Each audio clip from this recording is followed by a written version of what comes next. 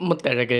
முத்தழகு சீரியல பொறுத்தவரைக்கும், இப்போதைக்கு அவ்வளவா டிஆர்பி வரலனாலும், இருந்தாலும் கதைக்களம் மூவ் ஆயிட்டே தான் இருக்கு.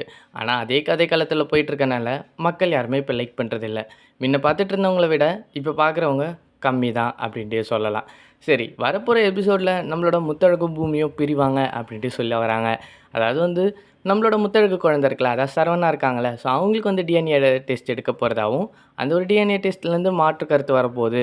ஸோ, அதனால வந்து பூமியும் நம்மளோட முத்தழகும் பிரிய போறாங்க அப்படின்ட்டு சொல்லிட்டு வராங்க. ஸோ, உங்களோட கருத்து என்ன அப்படின்றத மறக்காம கீழ கமெண்ட் பண்ணுங்க.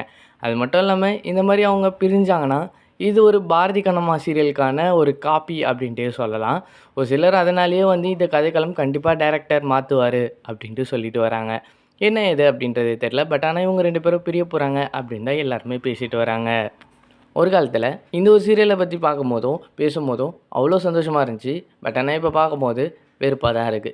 இது எனக்கு மட்டும் தான் அப்படி இருக்கா? இல்ல உங்களுக்கும் அப்படி தான் இருக்கா? அப்படி இருந்தா மறக்காம கீழ கமெண்ட் பண்ணுங்க.